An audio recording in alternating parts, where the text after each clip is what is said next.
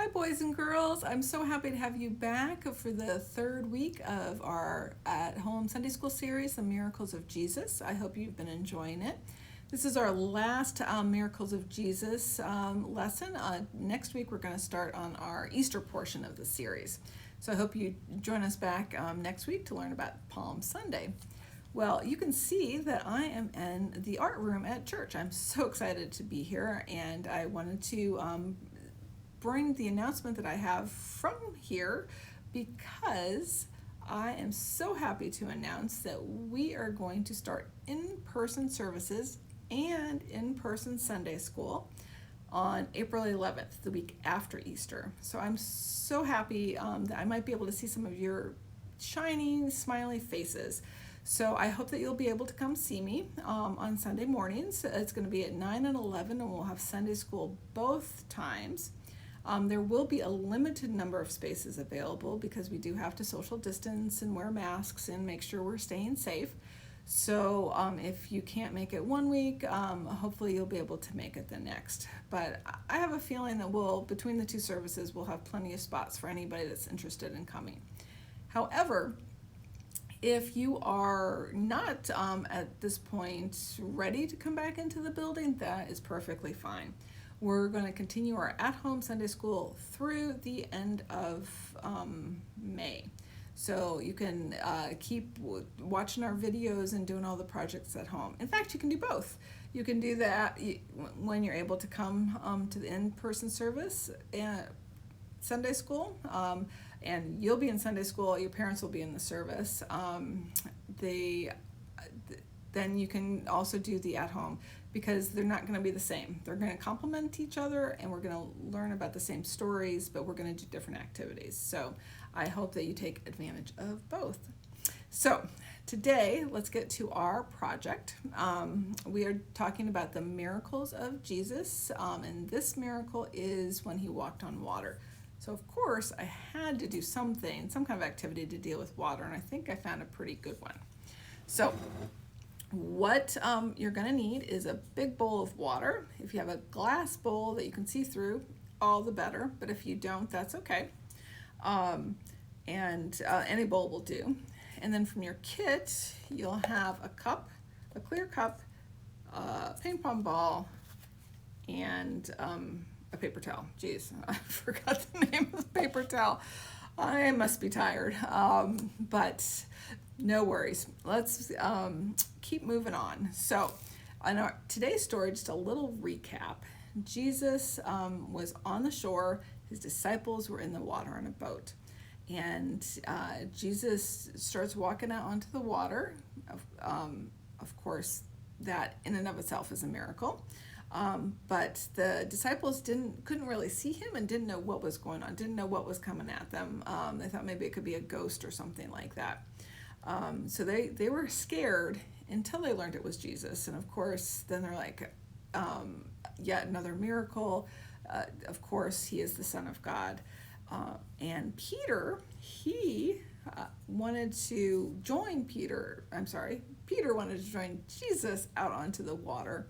And Jesus invited him out, and Peter was doing great. He got out, he was on the water, he's focused in on Jesus, had all the faith in Jesus would protect him, and then he looked away.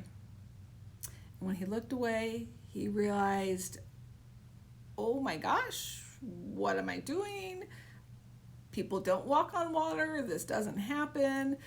He got scared and he began to sink. But he did call out to Jesus. He still had faith in Jesus. He just didn't necessarily have as much faith in himself that he could be doing this. And of course, Jesus saved him. So we're going to kind of do a little analogy to that with our science experiment today. So I'm going to bend this down so you can see my bowl of water. Now I want you to take your ping pong ball and I want you to float it in the water. This is our Peter. Our Peter is the ping pong ball. Now our cup right now is going to be his fear. So, okay, Jesus is walking over here. I don't have a ping pong ball for him, but Jesus is walking in the water and Peter starts to be scared. So he starts to sink down, right? Now, I don't know if you can really see this from this angle. Oop. I'm going to do that again, but I'm going to pull this up so you can see it from this side. I want to make sure that you see that the ball sinks. There we go. Goes all the way to the bottom. So there's Peter. He is sinking, but he has faith in Jesus, and Jesus saves him. So there he is. He's back on top of the water. Okay, now I'm going to lower this again. A lot of ups and downs for this lesson. Okay, so now what is going on here? Well, let's see. We're going to add an extra little thing to this, and we're going to stick a dry paper towel inside the cup to kind of try and figure out what in the world is going on here. Why does the ping pong ball sink? Because the ping pong ball doesn't sink, it floats, right? If you try pushing it down, it's just going to pop back up, and it's going to be floating again. So what in the cup makes it sink?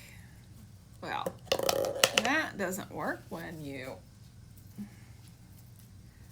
do that. So hold on one second. I just got my paper towel wet. Okay, do not get your paper towel wet before doing this.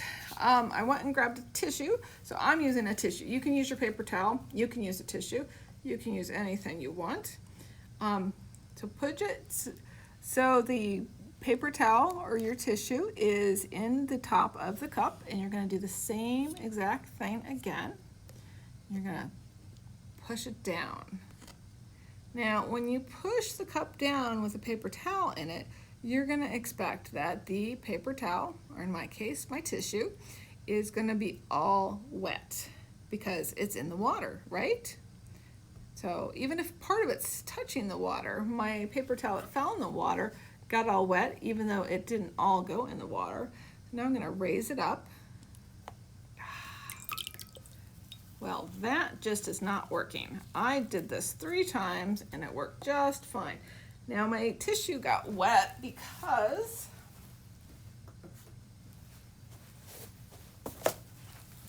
it fell out. See, sometimes our experiments don't go as predicted. It fell out into the water, but it didn't get wet while it was in the cup in the water. So I'm going to do it one more time to show you. Okay, so now my ping pong ball is in the water and the tissue is in the cup. And when I pull it straight up, and not going to tilt it this time, I'm going to tilt it after I get it out of the water, and I'm going to pull my tissue out. Okay, this is what's supposed to happen. It is totally dry. Actually, it's got a couple spots, I think, from where it touched the cup itself. Now, why do you think the tissue is dry? When it stayed in the cup, it stayed dry because of the air that's in the cup. When you put the tissue in the cup and you push it straight down, the air that's already in the cup goes down with it, and anything that's in the cup with the air stays dry because in the water gets displaced. So if you see the water, I'm going to do this again. I'm going to go through a lot of tissues. My tissues keep falling out. Now when I did this at home several times, I didn't have this problem. So hopefully with the paper towel, you'll have a better time of it. So, but when you, the paper towel works better because it stays in there better. Okay. Okay, I'm going to get rid of the tissue and just do this. When you push down, you can see the water level rise up. Right? You see that? If not on the video, then you can see it at home. Now, when it rises up, all that air that is in the cup is staying in the cup. It has nowhere to go. Now, if you tilted the cup, it would fill with water. If you tilt it, it's going to fill with water. But the air that's already in there is trapped. And so the air makes the water go up, and the air that's in the cup makes the water go up as it displaces it. So, like when Peter got wet, when we would have expected the paper towel to get wet when it stayed in the cup, the air that is already in the cup keeps the water out of the cup, and it keeps the paper towel, or in my case, the tissue, from getting wet.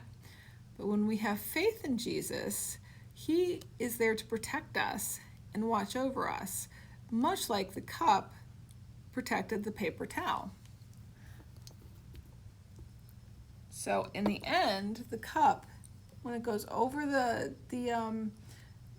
ping pong ball and the paper towel, it's a protector, just like God is a protector of us, and Jesus is our protector. And when we have faith in Jesus, we can do great and wonderful things. Like Peter was able to walk on the water, if only for a little bit. Now, please don't try walking on water. That was a very special instance when Jesus was present with Peter.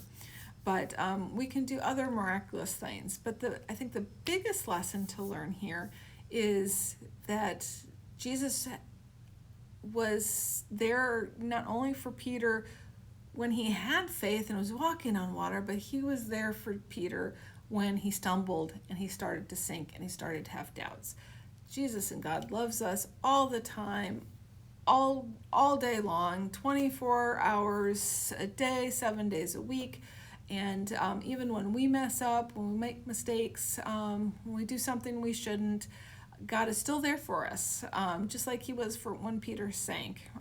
He was still there to save him.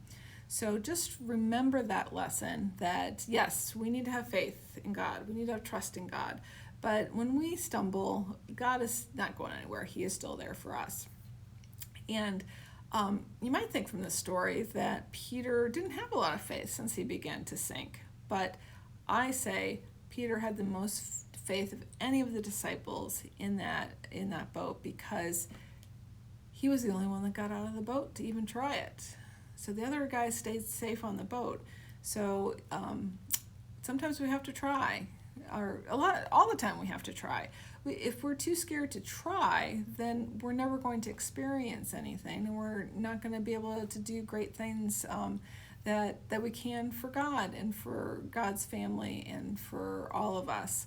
So I think the big moral of the story is to put that foot forward and trust in God, and try and see the wonderful things that happen. And when we make mistakes, which we all will, we are human, God is still there for us. So I hope you enjoyed the story, and I will see you next week. Until then, have a fabulous, wonderful week. Bye.